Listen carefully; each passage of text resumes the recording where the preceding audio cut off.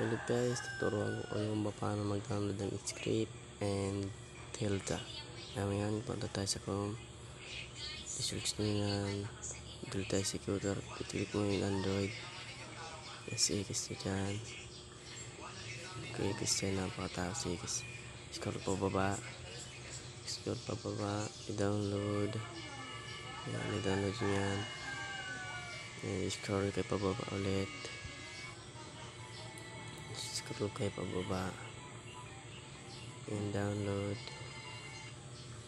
Tapos mag-download. Ayan na. Yung sa taas. I-click yun sa taas. Ayan. Hihintayin natin yan ng 1 minute. Pero meron na ako yan. Pero tapos dyan. Ayan. Dapat i-delete mo yung original Roblox mo. I-delete natin yan. Ayan, punta tayo sa Chrome. Pagkapunta sa Chrome, install natin yan. And wait lang kayo. And ayan na. Yan yung Roblox natin ng Delta Executor. And salamat sa panonood and subscribe and like and share.